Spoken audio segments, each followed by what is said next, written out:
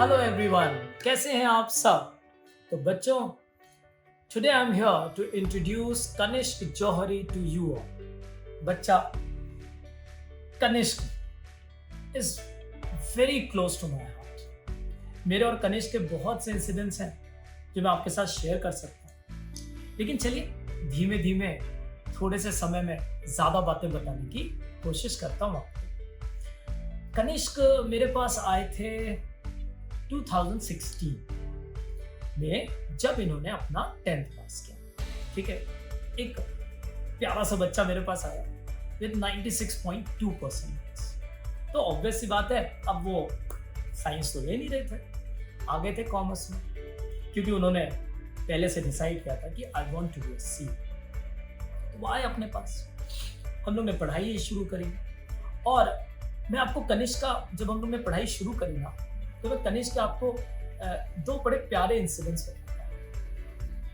पहला, जब 11th का रिजल्ट आया ना, तो कनिष्क आए मेरे पास 12th का फॉर्म लेने, और अपने 11th की मार्कशीट मेरे पास ऐसे धीमे से आगे किया। I can not forget that moment in my life. बच्चा, उन्होंने धीमे से ऐसे आगे करी और कुछ नहीं। मैंने पलट के उनके मार्क्स देखे, सीधे नजर अकाउंट्स पे नहीं दी, उन्हें अकाउंट्स में 100 मिला, और उसके चेहरे पे ना कोई फर्क नहीं, कुछ नहीं हुआ, एकदम ऐसे नॉर्मल बैठा था, एकदम कैजुअल।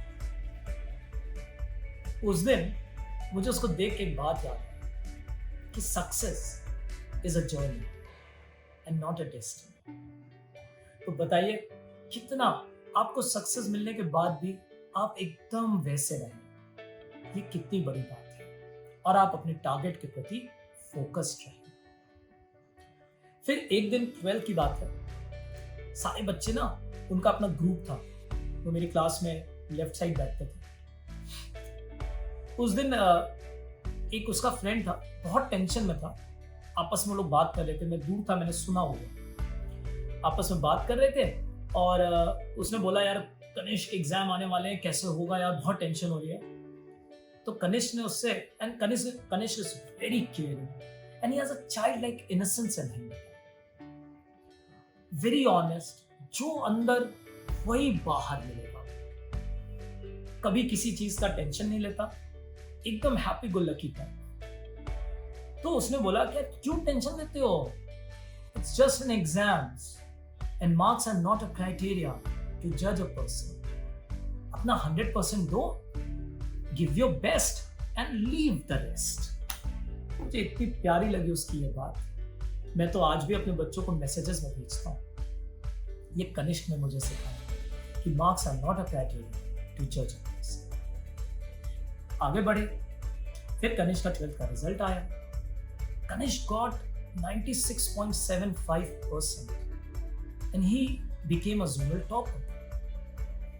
यही नहीं, कॉमर्स में तो उन्होंने सेंचुरी मार दी बच्चों, सही बता रहा हूं, century, 100 out of 100 in commerce. तब मैं तो एकदम खुश, मैंने कहा यार गजब, कैसे? तो उस समय भी एकदम रिलैक्स्ड। अब आप बताइए, इसके बाद अगर वो चाहे तो किसी भी टॉप इंडिया की यूनिवर्सिटी में उसका एडमिशन हो सकता है ना आराम से, but he never took an admission for a regular course outside. फिर इलाहाबाद में उसने बीकॉम एंट्रेंस दिया। अब बीकॉम एंट्रेंस जब दिया तो उसमें फिर से रैंक आ गई। अब जब फिर से रैंक आ गई, तो अब बताइए, उन्होंने एक बार फिर छोड़ दिया। क्यों? क्योंकि उसका फोकस, डिटर्मिनेशन, डेडिकेशन एकदम क्लियर था कि उसे सिर्फ और सिर्फ सीए पे फोकस करना है, और अगर वो किसी भी रेगुलर कोर्स के साथ चलेगा तो दिक्कत आ सकती है। इसलिए उन्होंने ग्रेजुएशन फॉलो करी, परस्यू करी, लेकिन करस्पॉन्डेंस मोड पे। तो बताइए कितना ज्यादा मोटिवेटिंग कि मार्क्स को उसने कभी अपने ऊपर हावी नहीं होने दिया। और सोचिए, सीए जैसा कोर्स कर रहे थे वो। सीए समझते हैं आप सीए ऑप्ट करेंगे ना, 10 लोग आपको समझाने वाले मिल जाएंगे, अरे बहुत कठिन कोर्स है, अरे बाप रे बाप, हम फलाने को जानते हैं, 10 साल से सीए कर रहे हैं, अभी तक हो नहीं पाए हैं, है ना।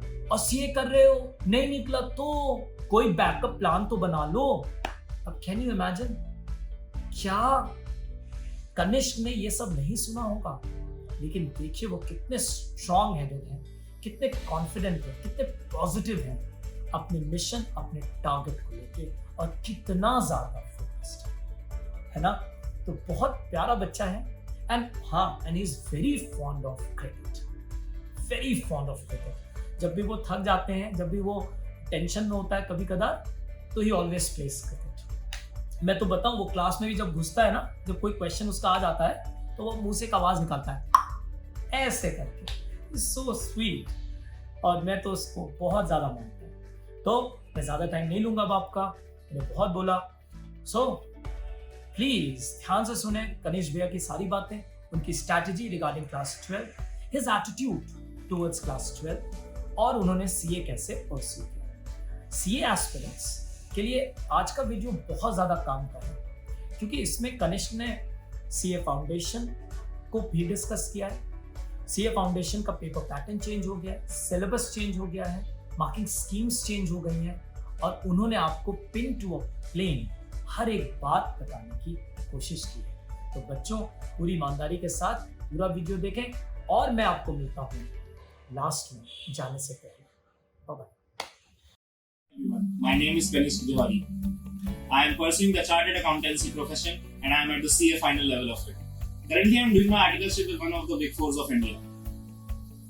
After class 10 board exams, जब मेरे सामने बिल्कुल ही एक नई स्ट्रीम थी और बिल्कुल ही नए subjects, accounts, economics, commerce, so I needed someone at that time to guide me and support me in these stepping stones of class 11th and 12th, which will be the building blocks for a greater and brighter future ahead. और वैभव classes जब हो तो उसके आगे देखने की जरूरत नहीं पड़ती। It was the best place where I could get the best education, guidance and support in a student-friendly manner. तो मैंने अपना enrollment वहाँ करवा ली class 11 में, and my association with them continued till I passed class 12 and the CPT, which is now known as CA Foundation.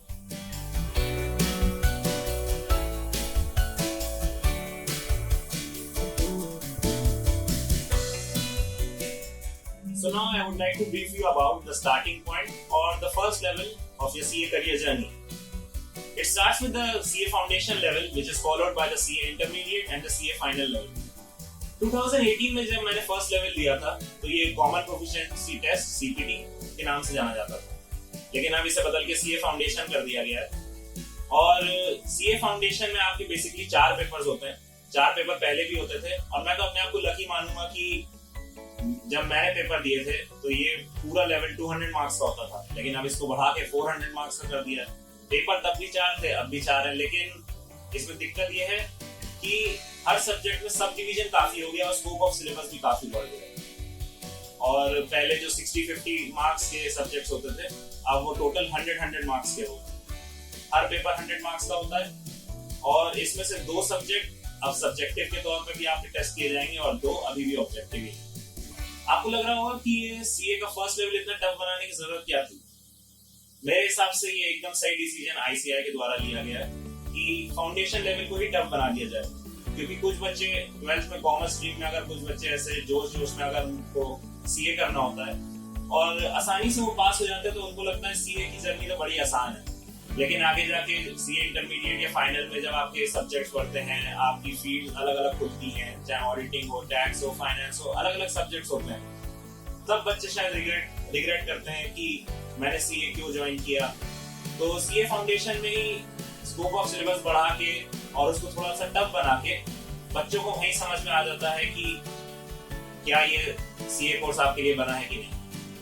तो मैं यहाँ पर ये डिस्कस करूंगा कि सीए फाउंडेशन लेवल में कौन कौन से पेपर्स होते हैं और क्या क्या उसके लिए तैयारी कैसे कर सकते हैं। तो फर्स्ट पेपर जो होता है इसमें अकाउंट्स का पेपर होता है। अकाउंट्स पहले तो ऑब्जेक्टिव होता था 60 मार्क्स का, लेकिन अब ये टोटली सब्जेक्टिव 100 मार्क्स का हो गया। और अकाउंट्स में ज्यादातर टॉपिक्स तो आपने क्लास 11-12 में किए होते हैं, लेकिन कुछ जैसे जॉइंट स्टॉक हो गया या कंसाइनमेंट हो गया, ये टॉपिक्स आपके जुड़ जाते हैं। और सब्जेक्टिव होने की वजह से आपकी इसमें प्रेजेंटेशन स्किल भी जज होती हैं और आपको प्रैक्टिस भी काफी करनी होगी। And next paper is the business law and business correspondence and reporting. Business law जो 60 मार्क्स का होता है, इसमें आपके 3 एक्ट्स होते हैं, Indian contract act, sale of goods act और इंडियन पार्टनरशिप एक्ट। लॉ ज्यादातर बच्चों के लिए तो नया सब्जेक्ट होगा बजाय उनके जिन्होंने क्लास 11 या 12 में लीगल स्टडीज ऑप्ट किया हो। तो लॉ सबसे पहले तो आपको लॉ की भाषा समझनी पड़ेगी कि लॉ में लिखा क्या है। उसमें आप अपने टीचर्स या सीनियर्स की गाइडेंस ले सकते हैं और फिर उन लॉज को अपने एग्जाम्पल्स में या किसी केस स्टडी में, इलस्ट्रेशन में उनको इम्प्लीमेंट करके देखिए कि वो लॉ कैसे इम्प्लीमेंट होता है और कैसे उसका सही जगह यूज होता है। और 40 मार्क्स का जो business reporting and correspondence add हुआ है इसमें, तो उसमें आपकी वोकैबुलरी और डायरेक्ट इनडायरेक्ट सेंटेंसेस और आपका letter writing, email writing, notice writing और रिज्यूमे लिखना, ये सब मतलब आपकी इंग्लिश राइटिंग स्किल्स के ऊपर डिपेंड करता है।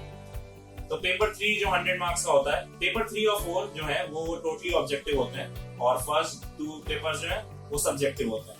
तो पेपर 3 जो business mathematics, statistics and logical reasoning का है, ज्यादातर बच्चों ने मैथ्स नहीं ली होती है कॉमर्स के साथ, लेकिन जो लेते हैं उनके लिए तो थोड़ा फायदेमंद है।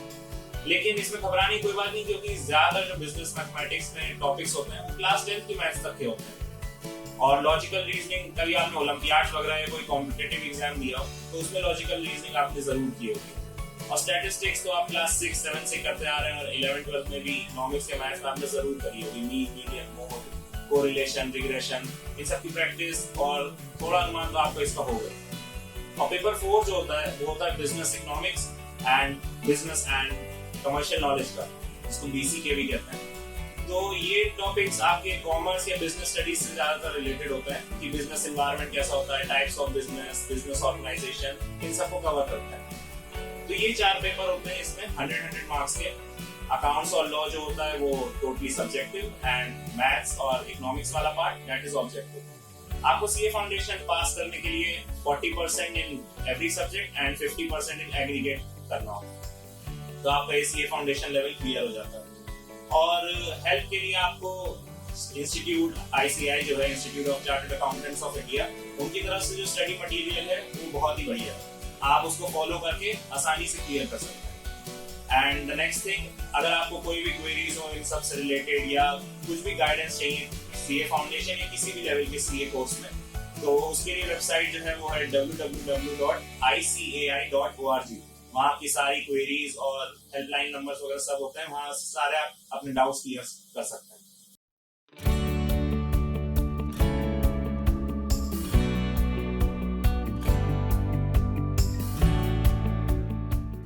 As far as my strategy regarding the practical and the theory subjects are concerned, practical subjects से शुरू करते हैं।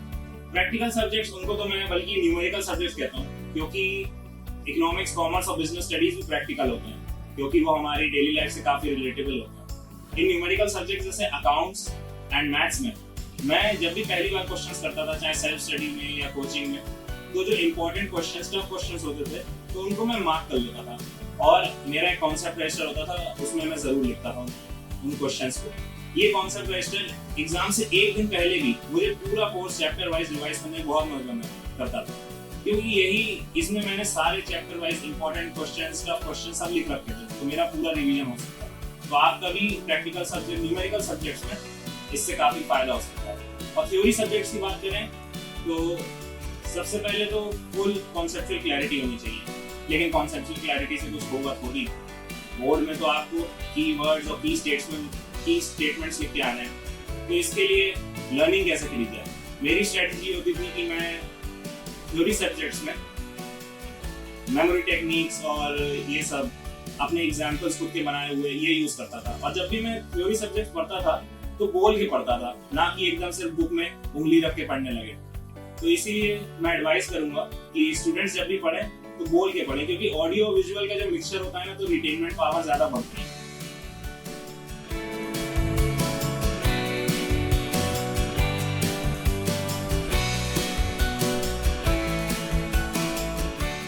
बोर्ड एग्जाम्स, ये नाम सुनते ही सारे स्टूडेंट्स के अंदर डर का माहौल बैठ जाता है। सच बताऊं, मेरे साथ भी यही सिचुएशन है।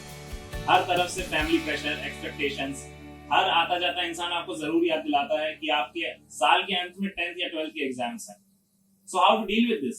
My advice would be stay self motivated. अगर आप अपना 100% देंगे with a positive frame of mind, you will surely succeed. Boards is not the entire life, it's only just a part of a life. Boards के आगे बहुत बड़ी जिंदगी पड़ी है। बोर्ड्स ओनली जज the preparation that you have done for the past 1 year and not your entire caliber.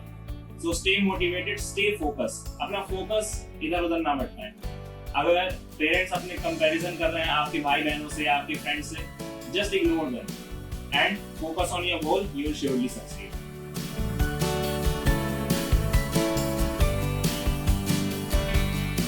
To ensure high scores in exams, there are certain do's and don'ts. So what are the do's which a student should follow to ensure high marks? First of all, he should have the full conceptual clarity and cover the full syllabus.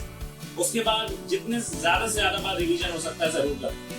In your lifestyle, you should develop a habit of continuous and regular study. इसका मतलब ये नहीं कि हर समय पढ़ाई करते रहें, बल्कि अपनी स्कूल की या कोचिंग की ऑनलाइन क्लासेस के अलावा कम से कम 2 से 3 या जितनी आपकी मर्जी कुछ ना कुछ घंटे अपनी सेल्फ स्टडी को जरूर दें. इससे आपके मार्क्स बढ़ने का पूरा चांस है. जब भी आपको कोई डाउट हो अपने टीचर और सीनियर से पूछने में बिल्कुल हेजिटेशन मत दिखाइए. They are always there to help you.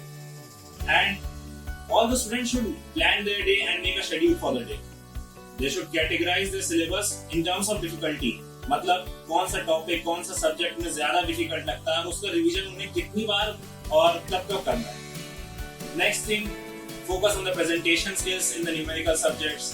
Focus on the keywords and the key statements in the theory subjects. और जितना ज्यादा से ज्यादा टेस्ट दे सकते हैं दें, क्योंकि इससे आपकी प्रैक्टिस ही बिल्डअप होगी. And for the don'ts, you should not let your work pile up. और जिस दिन का होमवर्क है उसी दिन पूरा करें, जो असाइनमेंट है पूरा करें, नहीं तो आपके ऊपर काम बढ़ते बढ़ते उसका बर्डन बहुत बढ़ जाता है. नेक्स्ट थिंग वुड बी, मैंने कुछ स्टूडेंट्स को देखा है कि वो न्यूमेरिकल सब्जेक्ट्स भी पढ़ते हैं बुक में तो सब कुछ पहले से ही सही लिखा है, उस पर आप टिक लगा के आपकी नॉलेज या मेमोरी टेस्ट नहीं हो रही. तो I would suggest that you should practice the question और लिख के जरूर देखें क्वेश्चंस को. और अगर आप एक ऑथर की बुक फॉलो कर रहे हैं किसी भी सब्जेक्ट में और आपका फ्रेंड दूसरी में कर रहा है, तो डोंट कंपेयर योरसेल्फ. आप जिस बुक से कर रहे हैं उसी में फेथ रखिए. If you have faith in one book, you will surely get good marks. Don't compare yourself. And lastly, don't get addicted to social media, क्योंकि पढ़ाई ज्यादा इंपॉर्टेंट है इस समय और आपके पास इस समय तो टाइम भी ज्यादा है. तो क्योंकि अगर आपको बोर्ड एग्जाम में अच्छे मार्क्स स्कोर करने हैं तो कुछ पाने के लिए कुछ खोना भी पड़ेगा. Don't let TV and mobile phones consume most of your day.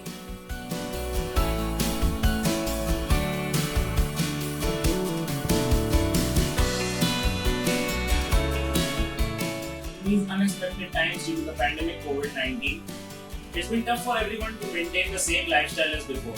चाहे वो आपकी personal life हो, social life हो, या students की academic life हो. For students, my advice would be कि they should plan their day and make a schedule. और इस समय उन्हें अपनी स्टडीज को और एंटरटेनमेंट को बराबर टाइम देना चाहिए. Because if you take a break during this lockdown and there is a break in the continuity, जब भी आपका स्कूल खुलेगा there will be extreme pressure of syllabus completion और एग्जाम भी सिर पे होंगे, एग्जाम भी कभी ना कभी तो होंगे. So they should plan their day and excluding their coaching classes और स्कूल की जो ऑनलाइन क्लासेस हैं उसके अलावा सेल्फ स्टडी को भी जरूर कुछ ना कुछ टाइम दें.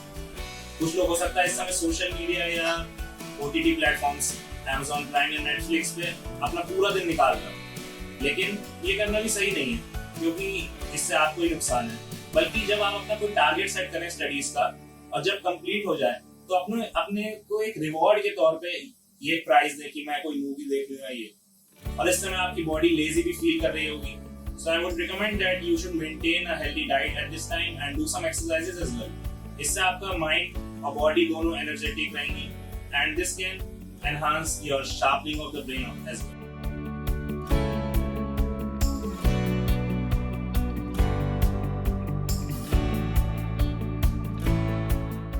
For board aspirants, I would like to advise that they should focus on their goal. Hard work अपना जारी रखें. Give 100% efforts in whatever you do. और इस समय बिल्कुल भी डिस्ट्रैक्ट होने की जरूरत नहीं. You should study when you are most comfortable. Some people have concentration at its peak early morning. और कुछ लोग का तो रात में पढ़ाई में मन लगता है. और बोर्ड एग्जाम्स हैं, it's not a matter of luck. आपको मेहनत तो करनी ही पड़ेगी. तो जब भी एग्जाम आपके पास आए, बोर्ड एग्जाम्स या कोई भी exam, you should detach yourself completely from social media. Parties में जाना बंद कर दें, क्योंकि अगर आप कुछ महीनों के लिए इसको सैक्रिफाइस कर देंगे ये सब, तो एंड रिजल्ट बहुत ही फ्रूटफुल होगा आपके इसके लिए। And next thing, if you want to achieve something special, अगर आप टॉपर बनना चाहते हैं या if you want to be among the toppers, so you have to go the extra mile.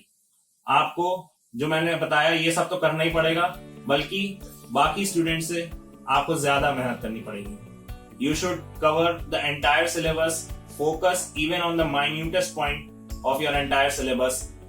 सारे पिछले साल के पेपर्स कर लीजिए, मॉडल टेस्ट पेपर कर लीजिए, आपको पूरी तैयारी करके जानी है, because being a topper is very tough and you have to achieve it and you can do it with your hard work.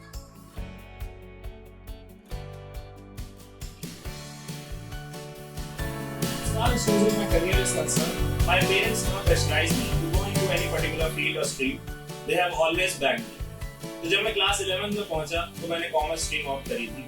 So my teachers at school and the faculty at Vaibhav classes introduced me to various professions related to this stream. तो जब मैंने अपनी तरफ से उसमें research करी, तो I thought that according to my capabilities, I thought that CA would be the best profession for me, the best course for me. I'm not undermining any other course or profession here, but I'm happy that I chose CA as a career, and that's how my CA journey started. तो मुझे उम्मीद है कनिष्क भैया की information आपको अच्छी लगी होंगी। So at the end I conclude in my own style. तो अर्ज किया है आप सबको, विकल्प मिलेंगे हजारों, विकल्प मिलेंगे हजारों मार्ग भटकाने के लिए, विकल्प मिलेंगे हजारों मार्ग भटकाने के लिए, संकल्प एक ही चाहिए मंजिल तक जाने के लिए।